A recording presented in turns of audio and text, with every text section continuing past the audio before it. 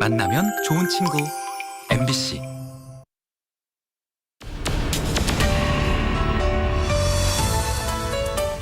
지역사회에 생생하게 살아있는 별이 다른 이야기 사생결단. 안녕하세요, 황지윤입니다. 국내 명주라고 불리는 안동 소주가 세계 시장을 겨냥해서 다양한 전략을 마련하고 있는데요. 지자체와 기업이 함께 연계해서 진행한다고 합니다. 오늘 어떤 내용인지 자세하게 알아볼 텐데요. 우선 별이 다른 이야기 함께해 주실 패널분들 소개해드릴게요. 안동시 권기창 시장 나오셨습니다. 네, 안녕하세요. 반갑습니다. 안동 소주협회 박성호 회장님 함께합니다. 안녕하십니까.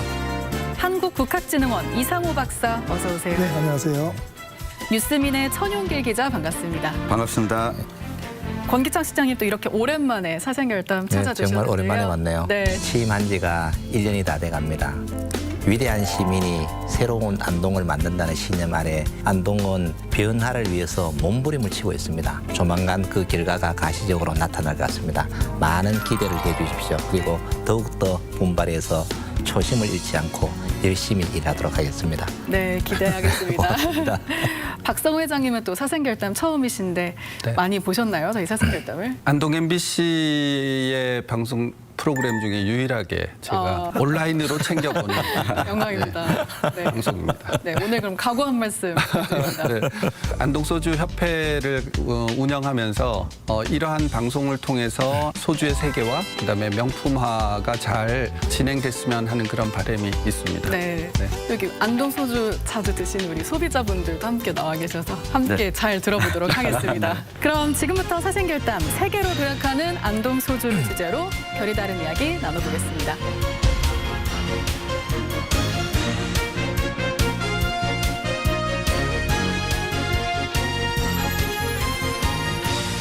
네, 그럼 먼저 오늘 주제에 대한 권기창 시장님의 결단 들어보겠습니다. 꽃을 보듯 술을 본다.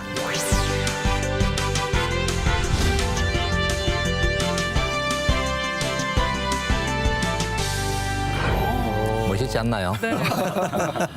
자세하게 설명해 주세요. 네, 우리의 전통 문화자산인 안동 소주의 세계화를 위해서 보존과 전승의 차원을 넘어서야 됩니다. 자세히 보아야 예쁩니다. 오래 보아야 사랑스럽다. 너도 그렇다. 이게 나태주 시인의 시인데 정말 안동 소주가 세계인이 사랑할 수 있는 명품 소주가 될 수 있게끔 지금 이 순간부터 최선의 노력을 다할 생각입니다. 꽃을 가꾸듯 네, 최선의 그렇죠. 노력을 다하시겠다. 네. 보기만 보면 안 되는데요. 그런가요? 최근 안동시와 경북도가 증류주 시장에 주목하면서 이 안동 소주 세계화를 위한 계획이 한창 진행 중에 있습니다. 이렇게 경북 지자체가 증류주 사업에 뛰어든 이유 뭘까요? 술은 네. 세계인을 하나로 만들 수 있는 유일한 도구입니다. 술 한 잔 먹으면 안 되는 일이 없습니다. 그래서 국가라든가 인종, 문화, 언어를 뛰어넘는 가장 중요한 소통 도구거든요. 어디 가도 우리는 술을 선물로 사잖아요. 네. 중국 그러면은 마오타이, 스코틀랜드 그러면은 발렌타인, 조니 워커, 로얄 살루토, 일본 그러면 사케. 그럼 우리나라는 뭐지? 소주. 우리끼리는 안동 소주라고 이야기하지만 과연 세계인들은 한국의 안동 소주를 알까? 지금 술의 소비 트렌드가 엄청나게 변하고 있고 우리 한국 전통주도 엄청나게 신장을 하고 있어요. 그러면 지금 이 순간 우리가 가지고 있는 소중한 문화자산 안동 소주 이것을 세계화시켜야 된다. 그래서 이 술 시장을 한번 개최를 해야겠다는 야심찬 각오를 가지고 지금 출발을 하고 있습니다. 네.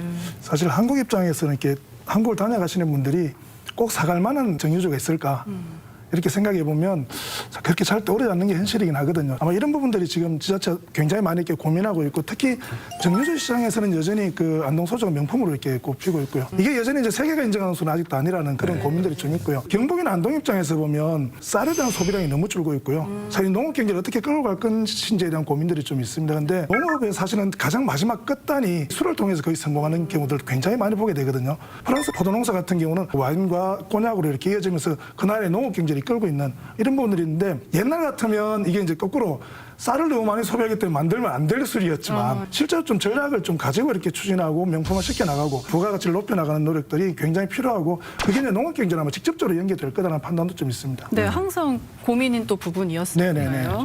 그렇다면 현재 안동 소주를 제조, 유통, 판매하는 곳은 얼마나 되나요? 지금 안동에 제조 면허를 받은 곳은 14개소입니다. 증류주인 안동 소주가 9개소고 그다음에 약주나 탁주 등이 4개소고 와인이 1개소가 있는데 순수하게 안동 소주 매출액만 본다면은 한 160억 규모 정도 그리고 한 66명이 종사하는 걸로 있고 지금 현재는 제조자가 직접 판매하거나 아니면 온라인이라든가 대형마트 해외 수출을 하고 있는데 그야말로 초보적인 수준에 있다. 지금 한국을 대표하는 그 술이 소주인데 아쉽게도 안동 소주 같은 명품 술이 외국에 나가는 게 아니라 희석식 소주, 저가 소주가 해외 시장에 엄청나게 수출을 합니다. 말씀하신 대로 9개 안동 소주가 상당히 적은 매출을 지금 내고 있지만 장기적으로 보면 이러한 프리미엄 소주들이 굉장히 빨리 자리 잡고 해외에 좀 진출할 거라고 보여져서 안동 소주 현재의 모습보다 미래가 더 기대되죠.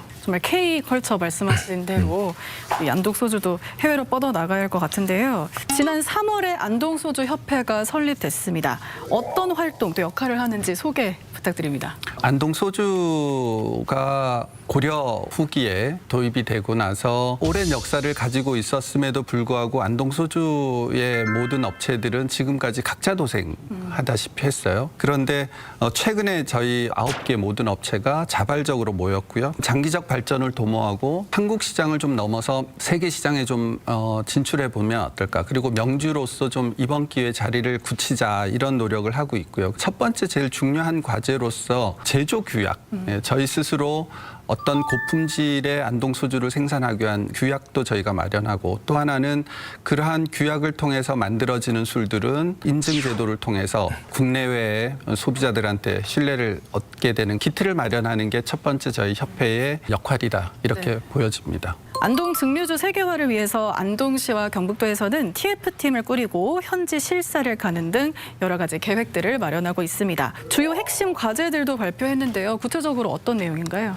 일단 지난 2월에 경상북도와 안동시와 또 소주 대표단과 함께 위스키의 본고장 스코틀랜드를 다녀왔어요. 그리고 또 TF팀을 구성했고 이미 기술은 가지고 있는데 어떻게 하면 세계화시킬 것인가는 선진 시장을 가봐야 되는 거죠. 그래서 지금 우리가 당면하고 있는 문제는 일단 규격화가 안 돼 있다. 그다음에 가장 문제가 되는 것이 포장 디자인이 안 돼 있는 거예요. 병, 포장 이걸 세계화 수준으로 빨리 끌어들여야 되는데 좀 나쁜 말로 표현하면 우리는 동네 수준에 머물러 있지 않는가. 이런 우리는 반성을 해야 될 것 같아요. 안동시에서는 지금 어떤 걸 구성하고 있냐면은 대한민국에서 가장 넓은 술 테마파크를 만들고 싶어요. 술 산업이 발전되면은 1차 산업부터 6차 산업까지 다 발전합니다. 농업의 부가가치를 올려야 된다는 얘기죠. 그러려면은 안동에서 생산되는 다양한 술, 가양주 이런 것들을 우선적으로 전시하면서 전국에 있는 술을 안동에 다 갖다 놓는 겁니다. 대한민국 술을 보기 위해서는 무조건 안동에 와야 된다. 그 중심에 안동 소주가 있다는 얘기죠. 영국이라든가 독일, 일본의 대형 와이너리에 가면은 전체 관광객이 그 와이너리는 필수 코스로 들려갑니다. 그 지역의 특산물까지 모든 소비가 다 이루어지거든요. 명품 시장으로 가기 위해서는 규모가 돼야 된다. 그러면 개별적으로 투자하기는 너무 힘들 거다는 이야기죠. 그래서 그 테마파크 안에 대규모 생산시설까지 만들어서 해외에서 술을 공부하고 연구하고 싶은 사람은 안동에 오라는 이야기죠. 그래서 재배, 생산, 전시, 체험까지 모든 게 원스톱으로 이루어지는 시스템을 만들기 위해서 준비를 하고 있는 상황입니다. 네, 저는 이 안동시 계획을 보면서 참 네. 반가우면서도 시장님 뵈면 좀 부탁하고 싶다 생각을 했는데요. 세계화를 위해서 벤치마킹하는 것도 저는 굉장히 중요한데 안동 소주라고 하는 브랜드가 국내 시장에서 어떻게 하면 친근하게 다가갈 수 있을까?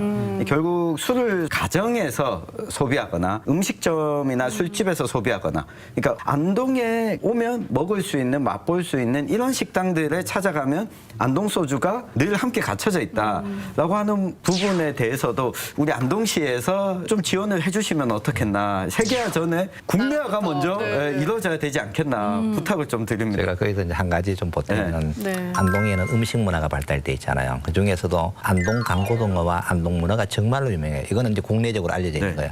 왜 유명하냐면은 안동댐에서 잡아서 유명한 거예요. 그래서 맛이 아주 특별해요. 그런데 여기에다가 반드시 안동 소주를 끼워서 먹어야 맛이 배가가 난다는 얘기예요. 그래서 이러한 세트 메뉴를 개발해서 이렇게 파는 사람에는 안동시가 보조를 해줘가지고 할인을 하는 거죠. 이렇게 해서 전국의 상품으로 팔려는 이런 계획도 지금 준비를 하고 있습니다. 막 힘이 막 납니다. 네.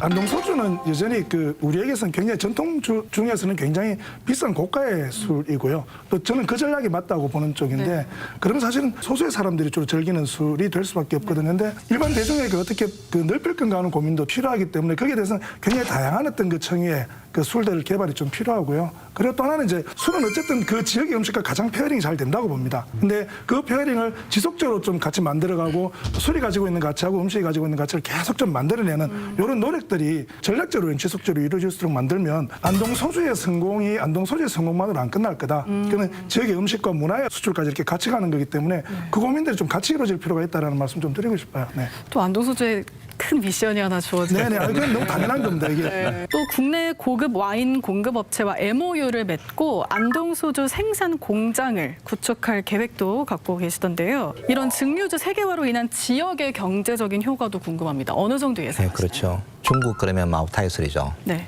마오타이 주의 시가총액이 420조입니다. 우리나라 삼성전자가 30조예요. 술 한 개 가지고 세계를 휩쓰는 삼성전자보다 더 큰 거예요. 이건 대박 아닙니까? 네. 연간 매출이 20조 원입니다. 또 스코틀랜드의 스카치 위스키는 4천여 종 이상의 브랜드가 개발돼 있어요. 수출이 10조 원이에요. 그러면 술 한 개만 성공을 시키면 지역 경제 효과는 엄청나게 크다는 얘기죠. 그래서 지난달에 나라셀라주하고 MOU를 체결했어요. 일단 기업을 좀 유치를 해야 되니까. 그래서 안동 소수 생산 라인을 구축하는데 2028년까지 한 300억 정도 투자해서 100여 명의 고용 창출을 하려고 준비를 해서 그래서 이런 기업이 들어오면 소주 테마파크와 연계를 시켜요. 좀 같이 안에 다 들어가요. 그러면 그 안에 농장도 들어와야 될 거고 부지가 뭐 50만 평, 100만 평 있어야 되는 거죠. 이런 대규모 단지를 만들어야만 특화되거든요. 그러면은 술만 파는 것이 아니라 안동의 음식을 또 다 같이 파는 겁니다. 이렇게 해서 시너지 효과를 극대화시킨다면은 안동 경제에서는 삼성전자 땡기는 것 이상으로 효과가 난다. 그래서 중국의 마오타이를 향해서 우리도 안동 소주를 발전시켜야 되겠다. 네. 이런 야심찬 꿈을 가지고 지금 출발합니다. 늦었지만 지금부터 출발하면 그 꿈은 이루어질 것이라고 생각합니다. 네. 실제로 저는 많은 제조자들이 모여야 저는 경쟁력이 있다고 봅니다. 이 내부에서 작은 시장을 나눠 먹는 그런 상황이 아니라 수십 개, 수백 개의 업체들이 모여야만 서로 경쟁하고 품질도 올라가고 또 소비들을 스스로 창출하기 때문에 규모가 커지죠. 그래서 저는 술 만들겠다면 전부 안동에 모여라. 그러고 그게 산업이 될 거고 그게 결국은 지역 경쟁력 혹은 국가 경쟁력 이렇게 저는 발전할 거라고 보고요. 또 큰 장점 중에 하나는 지역의 술 업체들이 오면 지역의 농업은 자연스럽게 발전합니다. 예, 왜냐하면 지역의 모든 농산물들이 결국 술을 만들기 때문에 예, 그런 면에서 투자 유치가 저는 굉장히 중요한 요소라고 봅니다. 네. 정말 듣기만 해도 벅차는 이야기네요. 앞으로 식사하실 때는 꼭 안동 소주 또 저도 아직 사실 안 먹어봐서 그럼 오늘 원래 여기 이렇게 한 잔 놓고 해야 되는데 이게 심해 걸린다고 지금 우리 PD께서 모아셔갖고요. 준비 안 되셨나요? 네, 뭐 끝나고. 끝나고. 네.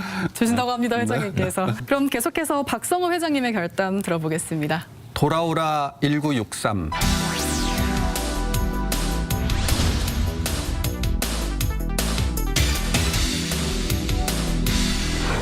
1963 어떤 건가요? 좀 더 과거로 갔습니다. 1963은 제가 안동 소주를 공부하면서 굉장히 중요한 해였습니다. 왜 그러냐면 1964년이 되면 안동 소주가 수백 년 동안 명맥을 이어오던 곡물로만 만드는 소주가 생명력을 다하던 때가 있었어요. 그런 시절 바로 전해에 조선일보의 이제 유명한 한 기자분이 안동 여행을 하면서 장편에 이제 기사를 2편을 냈는데 대부분이 안동 소주에 대한 얘기입니다. 네, 거기에 보면 콧대 센 안동 사람은 자랑할 수 있겠지만 이 순곡의 명주도 요즘 와서 바야흐로 사양의 신세이다. 왜냐하면 염가로 투매되는 희석주의 범람 때문이다. 그런데 안동에서는 역시 안동 소주가 판을 치고 있다.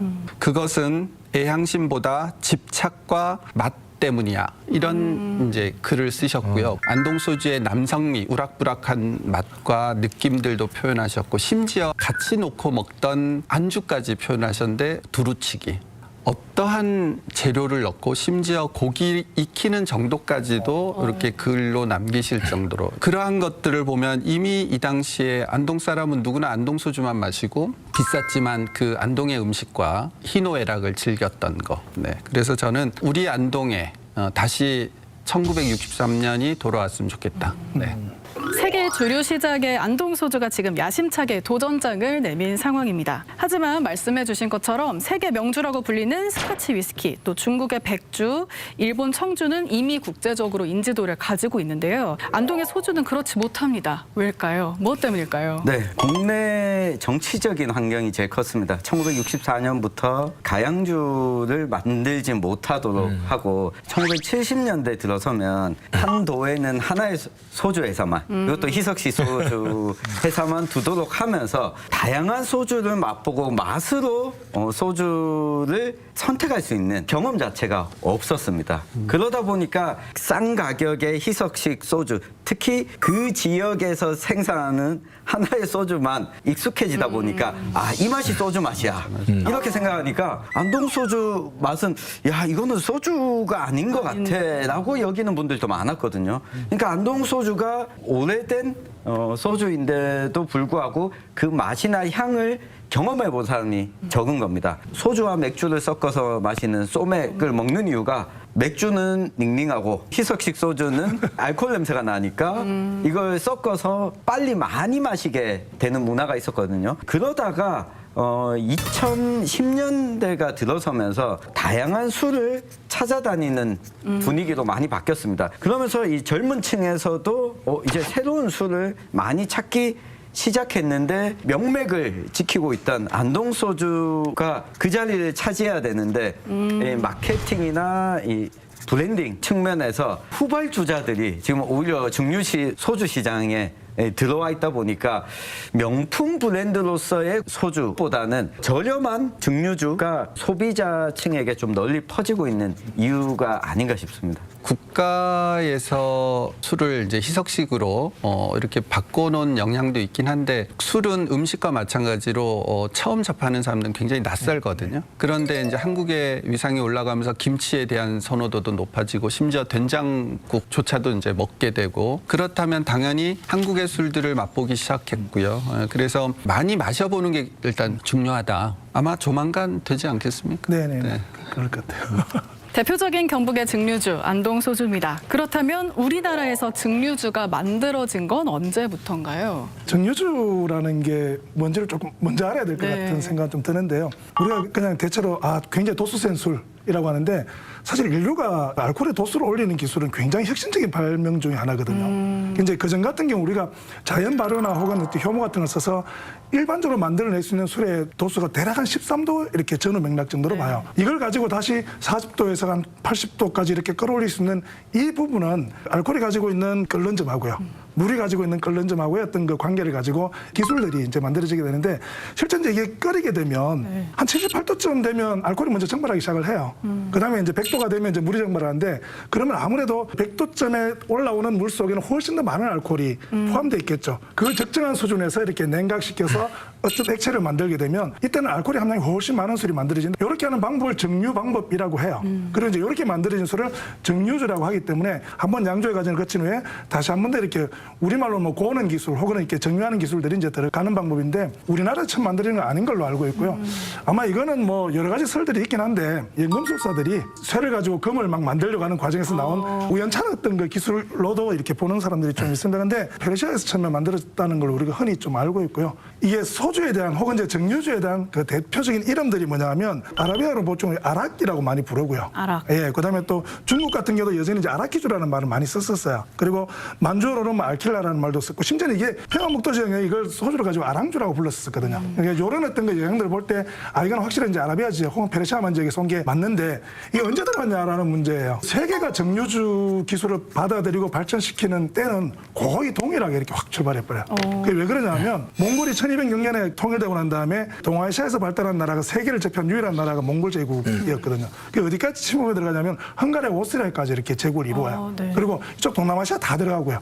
그 이슬람하고의 어떤 전쟁 과정에서 정유 기술을 배웠던 걸로 알고 있고 이 전쟁이 진행되는 과정마다 그쪽에 다 정유 기술이 전파가 되기 시작을 해요. 그리고 화약 기술도 같이 전파가 되고요. 근데 이제 이 과정에서 우리나라 같은 경우는 이제 몽골의 침략을 당하고 특히 이제 그 쿠빌라이가 이렇게 일본을 침략하기 위해서 한반도를 굉장히 오랫동안 군대를 보내올 때가 있었어요. 그때 이제 개성 같은 경우하고 대본영이 좀 존재했었고 또 안동 같은 경우는 병창 기지가 있었고요. 제주도가 이제 실제 전쟁 기지로 활동하면서 이쪽들이 보면 이제 그 한반도의 어떤 그 대표적인 정유주 기술들을 가지고 있는 소주가 만들어졌던 지역이라고 보시면 될 것 같아요. 그래서 우리의 소주는 세계 정유 기술의 발전사하고 늘 이렇게 발을 같이 하면서 또 그 지역의 술을 가지고 그 지역의 물을 가지고 이 정유 기술을 활용해서 그 지역만의 술들을 만들어내기 시작한 게 대략 고려 말 정도 이렇게 보기 시작을 하고요. 이게 이제 조선 초가 되면 굉장히 유행하고 또 일반적인 음식으로 이렇게 그 접어들기 시작을 했죠. 과학부터 역사까지 정말 재미있는 이야기 한 편을 들었는데요. 안동에 어떻게 증류주가 전달됐을까 하는 부분을 잠깐 살펴보면 몽골이 전 세계를 침략하는 과정에서 고려가 특히 더 많은 이제 침략을 받았고 지나가는 길목에 있기도 했었고 그 즈음에 더 중요한 사건이 두 개가 있습니다. 충렬왕이 1281년경에 안동에 아예 임시 수도를 그 행궁을 설치합니다. 또 하나가 1300년대 우리가 잘 아는 공민왕이 또 한 번 안동에 행궁을 설치하는데 이게 어떤 의미가 있냐면 그 당시 왕비들은 원나라 몽골에서 온 공주님들이었고 그 행궁에는 몽골에서 온 요리사 그다음에 술 만드는 사람 이런 사람들이 같이 수십 명이 같이 옵니다. 그러면 그 지역 사회에 특히 술 문화, 음식 문화 이런 것들이 그대로 토착화되는 그러한 계기가 됐다고 보여지죠. 그래서 훨씬 더 빨리 소주가 자리 잡고 그 당시 혁신적인 기술이었거든요. 그런 면에서 저는 좀 주목할 필요가 있다. 네. 그 이후로 쭉 안동은 한반도 내에서 최고의 증류 기술을 가진 늘 생산해서 먹을 수 있는 그런 여건이 마련되는 기초가 됐습니다. 네. 안동이 어원하고도 되게 관계가 깊은 게요. 이게 공민왕 얘기 와서 사실은 안동이라는 우리 네. 지역 이름을 만들었고요. 그때 또 노다리 밟기라는 우리의 민속 놀이도 만들어지고 그리고 그때 안동 소주가 전파가 돼요. 그래서 사실 안동 소주는 그런 면에서 보면 안동의 정체성하고도 굉장히 관련이 깊은 그런 술이라고 말씀드릴 수 있죠. 그럼 저희가 자부심을 갖고 아, 마셔도 네네. 되겠네요. 네. 그런데 이런 안동 소주가 도중에 명맥이 끊겼다고 합니다. 이건 어떻게 된 일인가요? 이건 아마 우리 앞에서 거의 얘기가 다 나왔는데요. 일제강점기가 시작되면서 일본 제국주의의 가장 중요한 정책 중에 하나가 뭐냐면 술에 세금을 매겨서 수탈의 농도를 좀 높여야 되는 그런 필요성이 좀 있었고 그러다 보니까 사실은 술은 누구나 만들지 못하게 하고요. 그래서 이제 1909년에 신고한 사람만 이렇게 그 술을 만들 수 있고 그 사람들은 세금을 내도록 만드는 이런 정책 때문에 작게 내려오는 그 가양주 전통들이 거의 다 무너져 버려요. 이미 그때쯤 되면. 그럼에도 불구하고 사실은 안동은 제비연표 안동 소주라든지 뭐 이런 등등의 어떤 그 정유주들은 계속 이렇게 만들기도 했었는데 그게 이제 박살난 게 아까 말씀드렸던 것처럼 1964년에 이제 그 양국관리법이 만들어지면서 더 이상 공유를 갖고는 술을 못 만들게 했었고요. 공유로 술을 못 만든다는 얘기는 결국은 당밀이나 아니면 고구마 같은 데서 뽑아냈던 한 95% 정도 되는 알코올을 가지고 그냥 물에 섞어서 이렇게 파는 것만 이렇게 허가가 되는 방식이었습니다. 이거는 술에 대해서 이렇게 많이 발전시키지도 않았고 그러면서 또 일반적으로 즐기는 어떤 그 술의 단계 자체도 그렇게 이렇게 복잡하게 만들지 않으려고 했던 그런 노력들도 좀 있었던 것 같고 그러다 보니까 이게 이제 한 60년대, 70년대, 80년대, 90년대까지는 거의 희석식 소주로만 딱 일하나 시켜버렸고요. 그리고 그것도 세금 거두기 좋기 위해서는 굉장히 큰 데다가 하나씩만 딱딱딱 허가해서 이렇게 받도록 하는 그게 우리가 지금 각 지역마다 그 있는 유명한 소주들인데 사실 근데 그게 이 정유주가 가지고 있는 그 다양성은 사실은 거의 다 없어졌고요. 그러다 보니까 사실은 한국인의 소주 입맛 자체도 하나로 이렇게 모아지는 사실 한 30년 동안 똑같은 거 먹여보면 그거밖에 그 술인지 모르거든요, 보면. 다행인 건 이게 1986년인가 7년쯤 되면 전통문화에 대한 관심들이 조금 이렇게 살아오르기 시작하고요. 문화예청 입장에서 보면 우리의 술에 대한 어떤 그 전통 원형들을 좀 찾아야 될 필요성들이 좀 발생하는데, 근데 그나마 정류기술이 가장 발달된 데가 안동이었는데, 안동에서 누군가는 이 정류기술을 계속 좀 이어갔으면 좋겠다라는 생각이 이렇게 이어졌고, 전통민속주 지정 과정에서 조옥가 스님께서 이제 그걸 먼저 제병표 안동 소주의 명맥을 좀 이었던 걸로 있더라고요. 그래서 그런 부분들 가지고 이렇게 안동 소주를 좀 복원해내는 노력들이 좀 있었고요. 그리고 이제 1990년대가 좀 넘어가면 그나마 이제 이게 곡물로 만드는 것들이 좀 풀리기 시작을 해요. 네. 그러면서 이제 농협이라든지 이런 데서 돈을 좀 대서 실제로 이제 안동 소주의 어떤 그 주식회사를 하나 만들게 되는데, 그때 이제 농림부가 지정하는 그 전통식품 명인으로 지정되는 박재서라는 분이 이제 그 대표를 맡으면서 지금 우리가 알고 있는 그 박재서 안동 소주가 좀 만들어지게 되고, 그 이후로 우리 지역에서 이제 민속주로서 했던 영향, 또 고급술로서의 가치, 이런 것들이 이제 폭발하기 시작을 하면서 요 근래 우리가 알고 있는 안동 소주로 이렇게 좀 오고 있는 과정이라고 보시면 되는데, 그러고 보면 이제 안동 소주가 사실 출범해서 제대로 이렇게 이어나가기 시작한 지 불과 한 1-20년 정도밖에 안 됐다고 보시면 될 것 같고요. 향후의 가능성 그대로 좀 열려있다고 봐야 될 것 같아요. 네. 그래서 아까 말씀하신 것처럼 미래가 더 기대되는 네. 안동 네. 소주겠네요. 소주라고 그러면 역사적으로는 탄수화물이 있는 곡물을 가지고 이제 술을 만들어 왔어요. 사실 외국에도 대부분 위스키라고 하는 것들은 보리 혹은 곡물에 의해서만 만들어지죠. 우리나라가 이제 최근에 희석식 소주라는 전 세계에 유례가 없는 그런 술을 우리가 발명하는 건 아니고요. 일본도 1800년대 후반에 한국에서 갖고 간 소주 기술로 이제 계속 전통식 소주를 만들다가 1800년대 후반에 서양에서 굉장히 독특한 기계를 하나 도입을 합니다. 어떠한 발효된 술이라도 집어넣기만 하면 알코올 도수를 95%까지 만들어내는 소위 말하는 알코올 제조기. 저희는 그걸 주정 기계라고 얘기하는데, 굉장히 다양하게 만드는 거예요. 굳이 우리가 어렵게 곡물을 넣어가지고 발효해서 만드는 게 아니라 95도짜리 알코올에 물을 좀 섞고, 맛이 없으면 알코올 향이 너무 강하니까 그러면 약간 조미료를 좀 타고 설탕도 좀 타고 해서 1800년대 후반에 일본에서 소위 말하는 신식 소주라는 이름을 붙였고, 수백 년 동안 만들던 소주를 구식 소주라고 부르기 시작했어요. 그런데 그게 일제강점기 즈음에 그 소주가 우리나라에 들어온 거예요. 그러고 전통식으로 만들던 안동 소주는 점점 밀리기 시작합니다. 우리나라의 상황이 먹고 살기가 힘드니까 곡물을 사용하지 못하도록 하고, 심지어 일제강점기 때도 희석식 소주가 대부분 자리를 잡았지만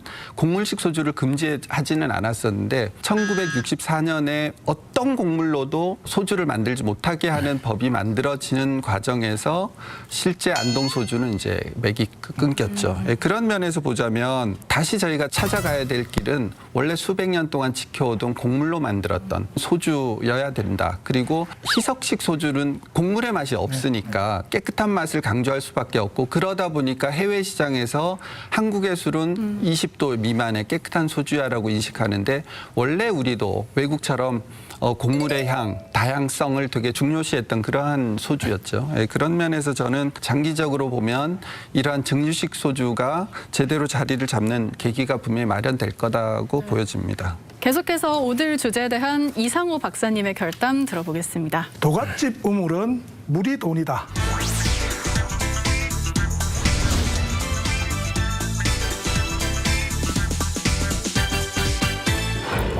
이게 사실은 술과 관련된 굉장히 재미있는 그 고사성어 중에 속담 중에 하나인데요. 술을 만드는지 우리가 술 도갓집이라고 얘기하는데, 이 도갓집의 우물에는 술만 타면 다 돈이잖아요. 그 우물 자체가 그 집안을 먹여 살리고 이렇게 키운다는 의미가 되는데, 사실 이 말 우리가 조금만 생각해 보면요, 술만 되면요 그 지역 전체 우물이 다 살아요. 음식도 살고요, 문화도 살고, 관광도 살고. 그래서 안동을 술도가집으로 만들면 안동 자체를. 네, 그러면 안동의 우물에 흐르는 모든 것들은 다 돈이다라고 말씀드릴 수 있을 것 같고요. 우리가 지금 여기를 공업도시로 만들 건가 뭐 이런 고민들을 굉장히 많이 하는데, 사실 이 분야는 굉장히 중요한 하나의 방향성이 있다, 이렇게 말씀드릴 수 있겠고요. 지역 경제라는 관점에서도 굉장히 중요한 부분이 있다고 말씀드릴 수 있을 것 같아요. 전통주는 실제로 음식 디미방이나 수은 잡방에도 이 제조 방법이 기록돼 있어서요, 역사, 문화적으로도 가치가 높다고 하죠. 그 음식 레시피서들이 굉장히 많아요. 특히 안동 지역을 중심으로 해서 레시피나 이런 것들 통해서 그 다음 세대를 계속 전승하기 위한 목적이 좀 강한데요. 전순이라는 사람이 있었던, 요분이 이제 의관이셨는데요. 1450년경에 그분이 쓴 그 상가요lik이라는 데 보면 이렇게 벌써 이렇게 소주를 만드는 방법들이 좀 나오기 시작을 해요. 그리고 이제 우리 지역이 가지고 있는 대표적 기록으로서는 사실 1540년에 김유생이 썼던 순잡방이 가장 대표적이고요. 이후에 그 1670년에 그 최초의 한글 조리서 교수였던 장기양 선생이 썼던 어떤 음식 디미방에도 이제 소주 종류들이 나오기 시작을 하는데요. 수은자빵 같은 경우는 보면 60가지 그 술 레시피들이 쭉 나와요. 근데 그 중에 아마 대부분은 일반 발효 과정을 거치는 술들인데 밀로 만드는 그게 이제 우리가 진맥소주라는 그 이름으로 이렇게 남아 있는데 그 하나가 이제 정유 기술이 들어가 있는 술이고요. 음식 디미방에 가면 이제 쌀로 빚는 술의 두 종류하고 그다음에 이 진맥소주도 하나가 있고 그다음에 찹쌀로 만드는 술을 가지고 정유하는 기술이 적힌 4가지의 어떤 그 정유 기술들이 포함되는 기록들이 있어요. 근데 우리 지역에서 우리 지역에 맞는 술들이 만들어지고 있음을 보여주는 가장 대표적 기록을 바로 이 수은자빵이나 음식 디미방들을 꼽을 수 있거든요. 특히 이제 음식 디미방하고 수은자빵에 적혀 있는 이 많은 술들과 동시에 같이 먹을 수 있는 음식의 종류들도 굉장히 많다 말이에요. 그러면 이런 것들 우리가 이제 어떻게 가져갈지에 대한 고민들이 이제 지금부터는 이런 기록을 통해서 새로 재현해낼 수 있는 그런 부분들이 있고요. 그렇게 되면 음식을 먹을 때 가장 즐거운 것 중에 하나가 사실 스토리거든요. 근데 우리가 먹는 음식이 적어도 몇백 년의 스토리를 가지고 있는 이야기들을 먹기 시작을 하고 술을 즐길 수 있게 되면 전파 가능성이나 혹은 즐길 수 있는 다양한 부분들이 이렇게 갖추어지게 되기 때문에 이 부분들에 대한 어떤 그 우리의 고민 그리고 또 좀 더 잘 만들기 위한 노력 이런 것들이 지금은 좀 있어야 될 때다 이렇게 말씀드리고 싶어요. 네. 네. 박성호 대표님이 만드는 밀소주, 방금 말씀해 주신 밀소주는 이 수은자빵과 음식 디미방에서 기록을 찾았다고요. 네, 원래 이 기록을 보고 술을 만들었다기보다는 저도 특히 밀농사를 많이 하다 보니까 어떻게 하면 이 밀을 가지고 안동 소주를 만들 수 있고 또 부가가치를 높일까 이런 고민을 하다가 술이 개발된 다음에 수은자빵과 음식 디미방을 보니까 놀랍게도 밀로 만든 소주가 있는 거예요. 제가 그때까지만 해도 대부분의 소주는 쌀로 만들어야 된다라고 생각을 했는데 안동 지역의 두 기록뿐만 아니라 계속 그 이후에 나오는 모든 음식 레시피에 진맥소주의 기록이 계속 나오는 거죠. 다양한 곡물을 가지고 소주를 만들어 왔었고요. 좀 놀라운 것 중에 하나가 이미 음식 디미방 같은 책에 보면 4가지 소주가 나오는데 그 기술이 얼마나 대단하냐. 종부님이 직접 쓰셨는데 불에 떼기 정도에 따라 술 맛이 달라지고 술을 양을 많이 만드는 방법 혹은 맛있게 만드는 방법 이런 다양한 힌트들까지 전부 줘요. 그거는 본인이 직접 만들어 보지 않고서는 쓸 수 없는 것들. 현재 우리나라에 지금 나오고 있는 한 몇백 가지의 전통주들 이름들이 대부분 이러한 음식 디미방이나 수은자빵 그다음에 그 이후에 나오는 많은 이제 책에서 그 이름을 따서 지금 시판되고 있거든요. 그런 면에서 저는 보고죠. 그러고 우리 안동에 굉장히 다양한 유명한 음식들이 있지만 기록으로 500년을 넘게 갖고 있는 유산 이건 거의 제가 보기에는 소주가 가장 대표적이 아닐까라고 생각을 합니다. 네. 술에는 종류가 아주 많죠. 우리가 지금 살펴보고 있는 소주 말고도 위스키, 맥주, 백주, 청주, 혼약 등 이 종류별로 만드는 재료, 제조, 뭐 숙성, 보관 방법 등에 따라서 차이가 있을 것 같은데 정확히 어떤 차이가 있는 건가요? 술은 어쨌든 그 지역에서 나는 곡물로 만들어지게 돼 있거든요. 위스키 같은 경우는 보리로 만든 술을 정유해서 만드는 술이고요. 꼬냑이라는 술은 포도주를 정유해서 만드는 술이죠. 그리고 우리가 아는 소주 같은 경우는 밀로 담근 술도 있고 또 쌀로 담근 술도 있겠고요. 백주 같은 경우는 꼬량주라는 말을 많이 쓰는데 이 까오량 같은 경우는 수수거든요. 그래서 이 수수를 가지고 만든 술이 중국을 대표하는 그 술이 되고요. 데킬라 같은 경우는 다육식물의 일종인 그 용설나무, 이거 아가베라고 하기도 하거든요. 시럽 만드는 아가베. 네네네네. 그걸로 정유해냈을 때 이제 우리가 흔히 하는 그것도 딱 데킬라라는 지역에서 만들었을 때만 그걸 데킬라라고 얘기를 하는데 그 지역이 가지고 있는 밑술들의 차이에 따라서 당연히 맛도 다를 거고 향도 다를 거고 그 발효 과정에서 내는 다양한 어떤 그 성분들도 다를 수밖에 없거든요, 보면. 그래서 사실은 정유주는 거의 무한대일 거다라고 저희들은 보는 게요. 불을 얼마나 떼냐, 적게 떼냐 혹은 뭐 이 기술에 따라서 또 한 번 정유할 수도 있고요. 또 백주 같은 경우는 2번, 3번씩 정유 과정을 거치는 것들도 있거든요. 여기에 따라 또 맛과 성분이 또 달라지게 되겠죠. 그리고 거기다가 어떤 성분을 첨가하는지에 따라서. 그리고 그 다음에 정말 커지는 게 뭐냐면 지금 소주 같은 경우는 사실 거의 숙성 과정을 거치지 않고 이렇게 먹는 술로 인지되어 있는데 보통 이렇게 위스키라든지 뭐 꼬냑이라든지 이런 것들은 숙성 과정을 가지고 사실은 굉장히 중요한 술로 만들어내는 과정들이거든요. 그러니까 이런 것들 보면 정유주는 그 지역의 곡물이 담기게 되겠죠. 네. 그리고 그 지역 사람들이 만드는 기술이 담기게 되고요. 그리고 그 지역의 물이 당연히 담기게 되겠죠. 그래서 이런 것들을 통해서 만들어내는 하나의 종합예술 같은 성격들을 좀 가지고 있습니다. 그래서 가능성도 많고 그만큼 이제 경쟁도 굉장히 심하고 또 하나는 뭐냐면 우리 지역에서 나는 게 되게 익었기 때문에 다른 지역에 이렇게 들어오면 잘 이렇게 1차적 거부감이 술을 통해서 가장 먼저 나타나기도 하거든요. 그래서 이 부분들을 어떻게 극복할 건가 하는 문제도 남아있는 게 이제 정유주에 관련된 어떤 그 고민들이다 이렇게 말씀드릴 수 있겠죠. 네. 지역이 담긴 종합예술이다. 네. 라고 말씀해 주셨습니다. 맞습니다. 지역의 다양성을 담아내는 하나의 문화적 산물로서 그 지역 술들이 대표성을 갖고 있다. 우리 안동 소주는 실제로 우리 지역이 수백 년 동안 쭉 갖고 있는 다양성들을 다 포함하고 있는 음식 유산인 거와 마찬가지죠. 안동 소주처럼 이런 역사성을 가진 우리 전통 명주가 세계화를 위한 경쟁력 충분히 갖추고 있다고 생각하시나요? 객관적으로 어떻게 생각하시나요? 세계인의 입맛에 맞을까요? 저는 충분히 가능하다고 네. 봅니다. 안동 소주는 명품화 전략과 대중화 전략을 동시에 충족할 수 있어요. 안동 소주는 섬김과 배려가 담긴 술입니다. 안동은 봉제사 접빙계의 문화가 아주 발달돼 있어요. 조상에게 제사를 잘 지내고 손님이 오면 지극히 모십니다. 그래서 손님이 오면은 항상 좋은 음식과 함께 술을 대접하는 거죠. 그럼 이 술은 아주 귀한 손님에게 대접을 하는 거예요. 아무에게 대접하지 않는다는 얘기죠. 안동 소주를 대접받는다, 선물을 받는다. 이거는 VIP가 아니고는 받을 수가 없는 거예요. 이런 부대를 가져가야 되고 대중화는 어떻게 해석하느냐. 안동에는 지금 쌀로 만든 소주도 있고 또 밀로 만든 소주도 있고 보리로 만든 맥주도 있고 대마를 가지고 만든 맥주도 있어요. 이러한 다양한 술들이 서로 융합을 하는 거죠. 융합. 입맛은 어떻게 되냐. 값이 비싸면 비쌀수록 입맛은 무조건 맛있게 돼 있어요. 아무리 좋은 술이라 하더라도 저가로 판매하면 술 맛이 없습니다. 아무리 맛없는 술도 엄청나게 비싸면 그 술을 마시고 모두가 맛있다고 이야기해요. 결국은 브랜드 가치를 얼마나 높이냐는 문제가 있기 때문에 전 세계 술 중에서 성김과 배려의 정신을 담고 있는 술은 없어요. 유일하게 안동만이 가지고 있다는 거죠. 이러한 특장점을 잘 살리고 이렇게 홍보를 한다면 충분하게 경쟁력을 가지고 있다. 이렇게 생각합니다. 네. 안동이 한국을 대표하는 정유주 역사를 가지고 있다라고 말하는 것도 틀린 말은 아니고요.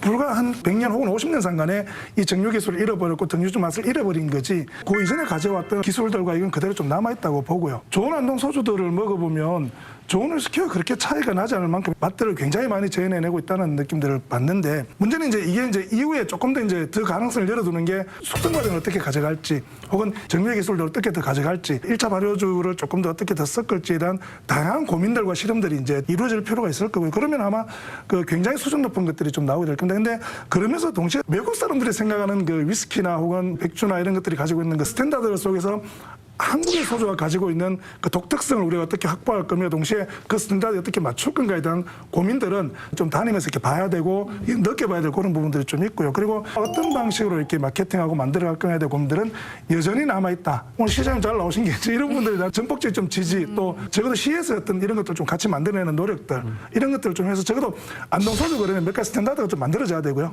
안동 소주라는 이름이 딱 걸리면 바로 1위라는 술이야 라는 것들이 좀 만들어지고 그게 이제 세계 홍보될 수 있도록 만드는 숙제로 남아있지 않나 이런 생각들은 좀 하는 편입니다. 네. 마지막으로 오늘 주제에 대한 천윤길 기자님의 결담 들어보겠습니다. 안동 소주는 술이 아닙니다. 안동 소주는 예술입니다.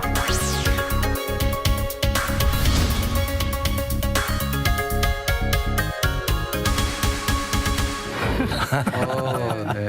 안동 소주의 맛에 대해서는 어느 정도 질이 확보가 되어 있습니다. 네, 현재 아쉬운 부분은 두 가지인 거죠. 지금 싼 값의 소주를 만들던 업체에서 프리미엄 증류주를 내놓고 있고 판매가 되고 있습니다.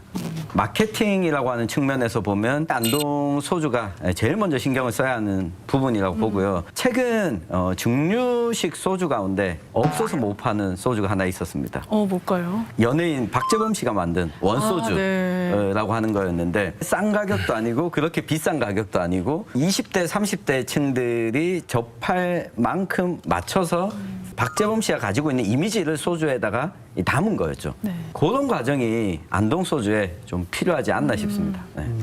전통주 시장은 지금까지는 주로 국내에서 이제 수요되는 걸로 치우쳐 왔는데요. 아무래도 이런 주세법으로 인한 규제가 발목을 잡아온 게 아닌가 싶은데 세계화에 있어서 각종 인허가나 규제 문제는 어떻게 풀어야 할까요? 네, 몇 년 전부터 해서 이제 온라인으로 전통주로 분류가 되면 통신 판매가 또 가능하도록 하고 있습니다. 근데 고품질 술은 굉장히 비쌀수록 더 값어치를 얻는 부분이 있습니다.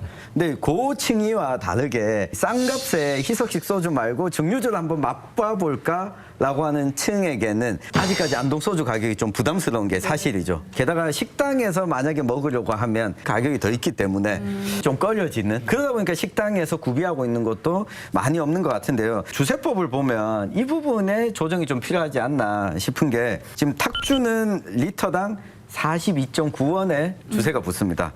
근데 과실주는 출고가의 30%, 위스키와 증류주는 출고가의 72%가 주세로 붙습니다. 물론 전통주로 지정이 되면 거기서 절반, 그러니까 36% 정도인데, 그래도 기본 단가가 높으니까 이 퍼센테이지가 부담이 많이 되는 거죠.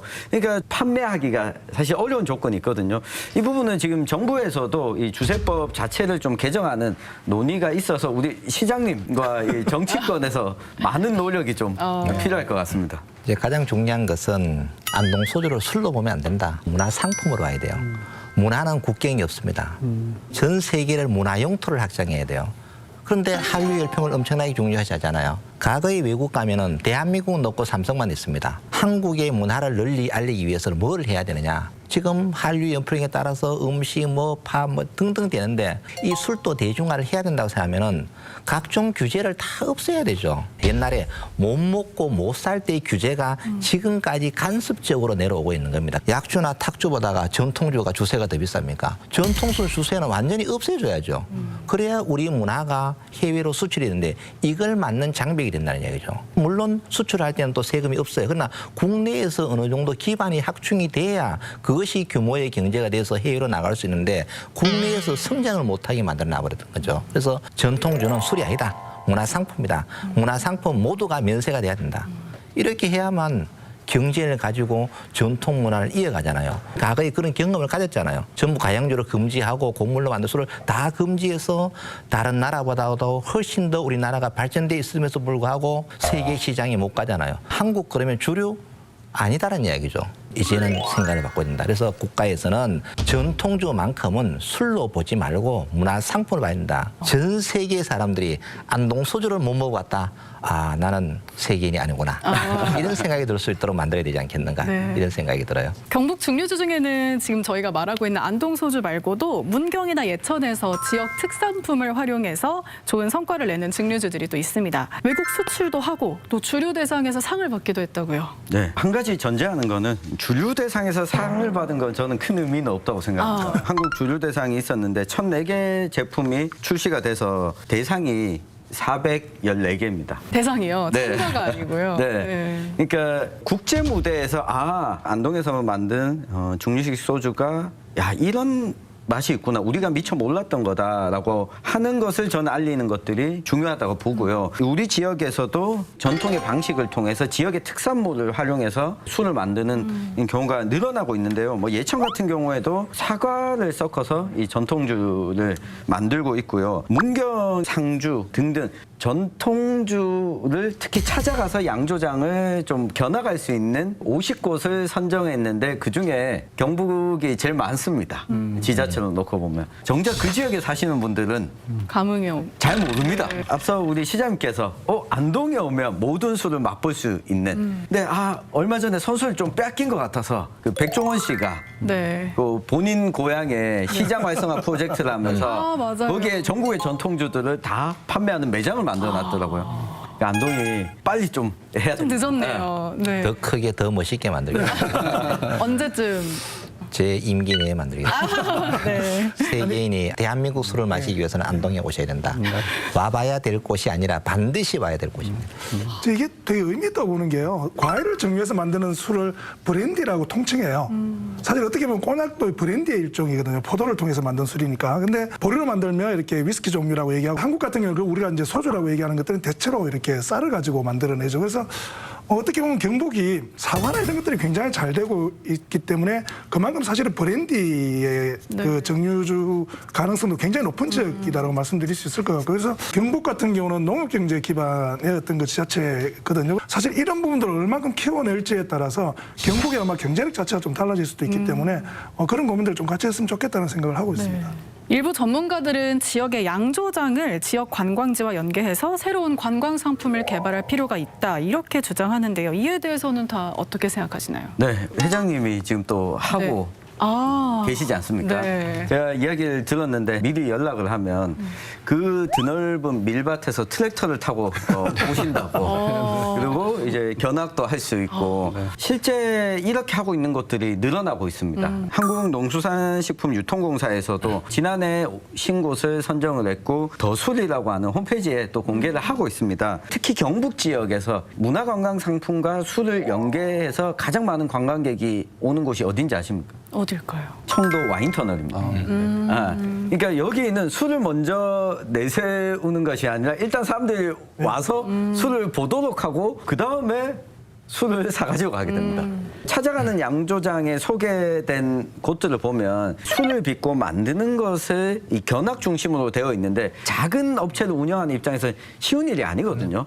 이거는 양조장에 맡기지 말고 지방자치단체 관광 그 투어 코스 안에 지원을 하고 그리고 이 업체에도 인센티브가 되는 형태로 지자체가 나서서 좀 만드는 것이 좋지 않을까 하는 생각입니다. 따라서 관광정책은 제가 볼 때는 사실 중국이 굉장히 뛰어나거든요, 보면.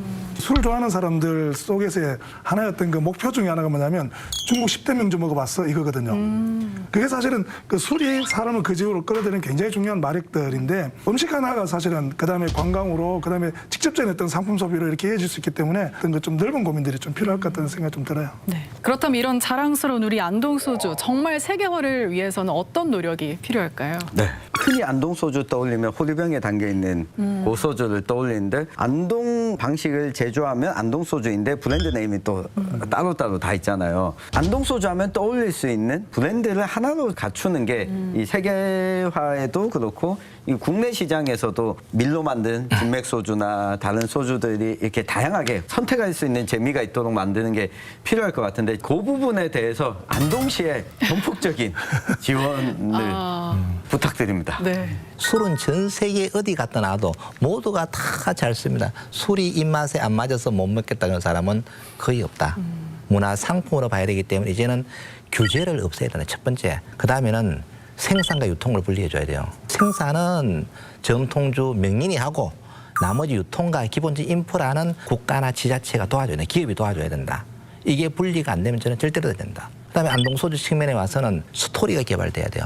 모든 것은 스토리가 있어야 되거든. 뭐가 있어야 돼요. 그리고 난 다음에는 포장 디자인을 완전히 브랜드를 같이 올릴 수 있게끔 고품격으로 만들어야 된다. 지금의 병 가지고는 저는 되지 않는다. 그 다음에는 한류 열풍을 타고 있다. 그러면 이게 전 세계 시장으로 갈 수 있게끔 술도 같이 홍보를 해줘야 되는 거예요. 예를 들어서 K-팝이 해외에 가서 공연을 해요. 그때 안소주 딱 들고 한 잔 딱 마시면은 그냥 세계적으로 다 돈 안 듭니다, 그거. 마케팅 전략이 저는 필요하지 않을까. 그래서 안동은 수은자빵, 음식팀, 온주법전 여기에 한 320개 음식이 있어요. 그중에 165개가 술이에요. 그만큼 술의 문화가 발달돼 있다는 거죠. 안동 소주를 가지고 세계를 제패할 수 있는 그러한 시대를 빨리 만들어야 된다.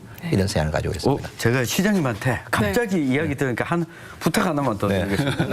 윤석열 대통령님이 해외 다니시면서 술도 즐겨 하시잖아요. 그때 안동 소주를 드시게끔 좀 부탁 좀 드립니다. 또 해외 뉴스에도 나가고 네. 좋을 것 같습니다. 노력을 열심히 하겠습니다. 네. 네, 술이 나타내는 의미가 단순하지는 않다는 거죠. 그래서 우리가 예를 들어서 안동은 이 정도의 영향을 갖고 있다면 앞으로 향후에 이제 이걸 어떤 방식으로 이렇게 풀어갈 건가에 대한 고민들만 조금 더 하면 되지 않을까라고 말씀을 드리고 싶고요. 예를 들어서 우리가 재밌는 게 꼬냑 같은 그 스토리가 굉장히 재밌어요. 바로 밑에 저기 그 보르도르 지역이라는 포도 농사 너무 잘 되고요. 세계적 와인을 만들어내니까 자기들은 되게 잘 될 줄 알았는데 안 됐다고요. 그게 분지 지역이라서 기온이 높고 그러니까 포도가 되게 맛없고 시고 이런 것들만 나오니까 결국 그거 갖고 담은 술을 가지고 한 번에 정류를 거치는 게 아니고 2차 정류 방법을 개발을 하고요. 그리고 그 주위에 지역에 있는 참나무를 가지고 이렇게 오크통을 만들어서 숙성시키는 과정을 통해서 꼬냑이라는 자기 지역 이름이 담긴 술을 만들어냈거든요. 그래서 우리가 이제 안동소주라 그러면 우리 지역의 이름이 담긴 술인데 그 술을 어떻게 만들어내냐의 문제는 결국 꼬냑과 같은 그런 고민들이 좀 있어야 된다는 말씀 좀 드리고 싶고, 하나만 더 좀 제안드리고 싶은 거는 유네스코 장애도시 같은 게 보면 한 7개 정도 카테고리가 있는데요.